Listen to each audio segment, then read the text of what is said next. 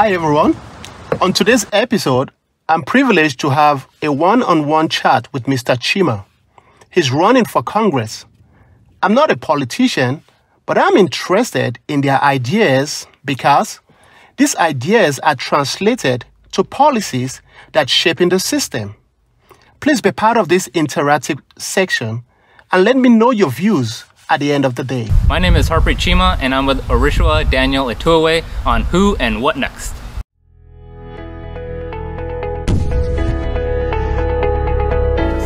Chima for U.S. Congress. Yeah. So is that a root name or what do we have? So my name is Harpreet Singh Chima. Chima is our family name. It's the village that my family came from. Singh is our middle name because I'm Sikh, and every man that's Sikh usually takes the middle name of Singh. For women, it's Kaur. It means lion and princess or queen. And so yeah, I grew up here in Stockton. I went to school at Tokay High after in Lodi. I took a few classes at Delta College before I went over to UC Davis. So I've been, I grew up here in Stockton, and I think there should be more politicians that are elected that come from Stockton, right? Too often we see politicians coming in from out of town or out of state to represent this community. A little bit more about myself. Yeah, locally, I think the latest thing that we've organized for is a police alternative program named Call Stockton.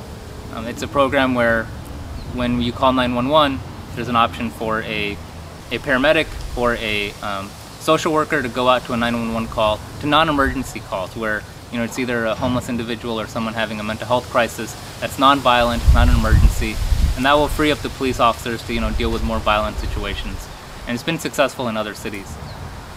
One, you're a neurobiologist, and you're a son of an immigrant. Yep. So what are we doing with politics? Why are you running for the U.S. Congress?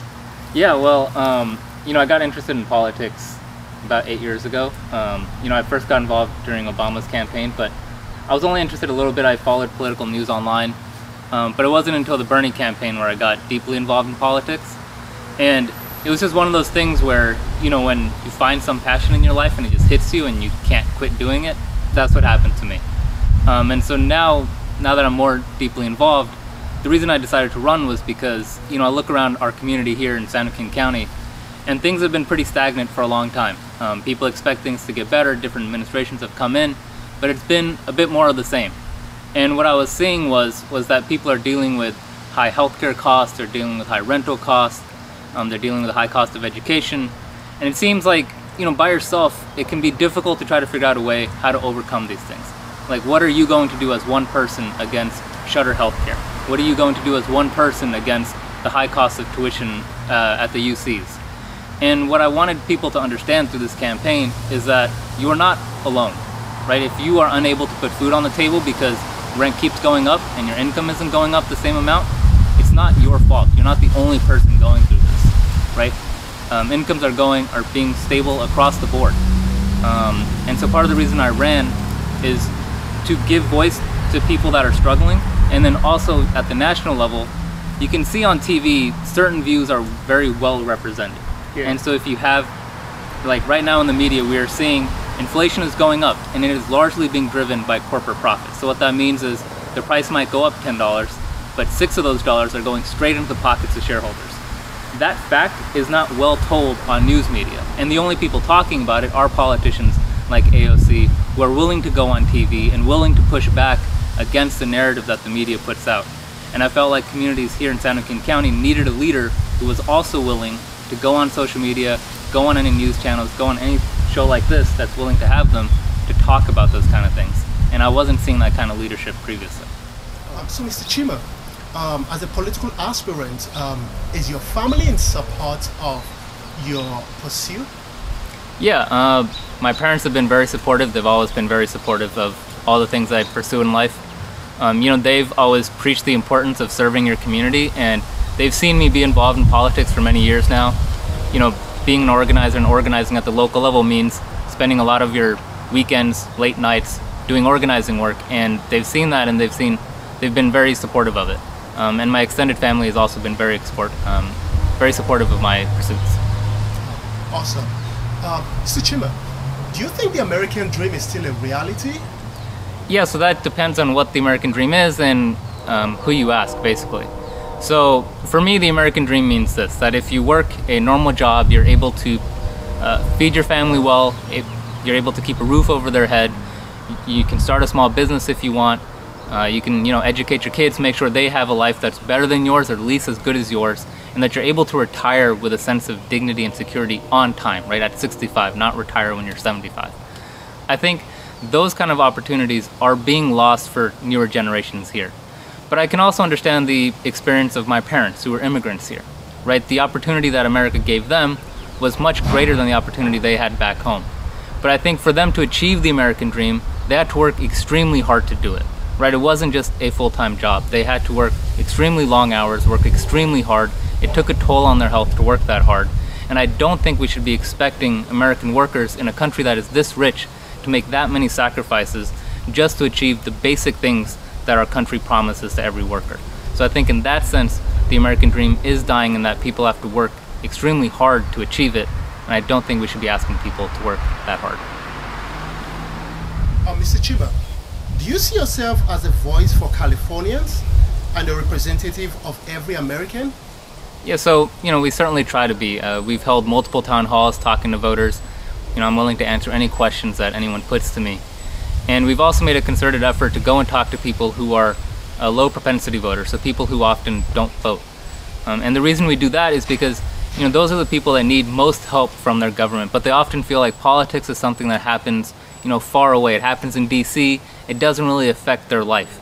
And usually they feel that way because a politician never comes to them and their needs are never addressed.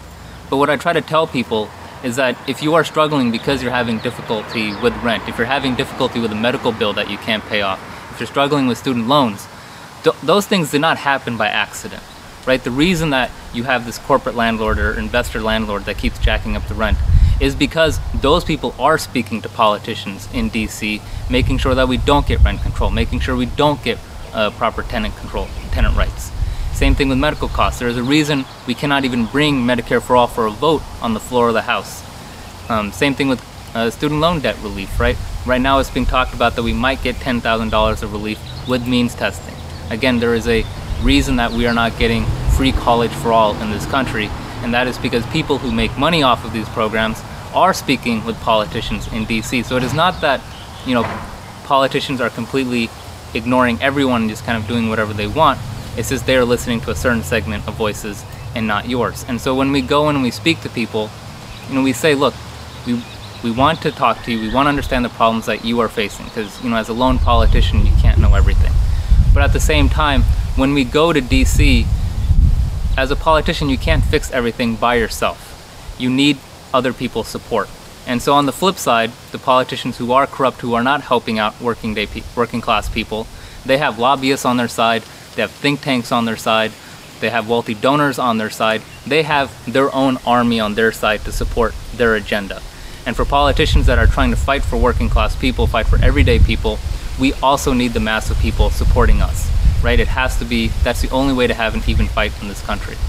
And so, and the other thing we try to, one of my political priorities is that I want to make sure people have a voice in our political economy. So that means workers are able to unionize. So it's not me telling them what they need, it's workers who are able to come together, to unite, form a union, and then fight for the things that they want. Fight for the benefits they want, fight for the pay that they want. That can all happen independent of what happens in Congress. And I think we're seeing that happen now in this country, where Congress is in such a gridlock, where nothing happens. Workers are finally realizing we can't just keep going from bad job to bad job to bad job, that it's time to stay put, it's time to organize, and it's time to take on big bosses like Amazon and Starbucks and fight for the benefits like paid time off, health care, higher wages, things that we should be getting help to get from politicians, but we're not. But those are the things that workers, when we empower them, they can get from the workplace on their own. So Mr. Chima, can you say something in your native dialect? I knew you came in, you were born here in the US. Yeah. And you grew up here. Yep. But your parents are immigrants. Mm-hmm. Can you relate? Can you say something, from back home, your native dialect? I mean, I'm kind of rusty, but Sat Sri ਅਕਾਲ ਸਾਰਿਆਂ ਨੂੰ ਮੇਰਾ ਨਾਮ ਹਰਪ੍ਰੀਤ ਸਿੰਘ ਚੀਮਾ ਹੈ ਤੇ ਅਗਲੇ ਮਹੀਨੇ ਸਾਨੂੰ vote ਪਾਇਓ ਤੁਸੀਂ ਮੇਲ ਦੇ ਵਿੱਚ ਵੋਟ ਪਾ ਸਕਦੇ ਹੋ so please ਸਾਨੂੰ ਵੋਟ ਪਾਇਓ basically just saying hello everyone, my name is Harpreet Chima. Next month you can vote for us or you can vote by them. So friends, thank you for staying tuned with us. My name remains Orishua Daniel Eturi. So please don't forget to drop your comments at the end of the day. Love you all. Bye for now.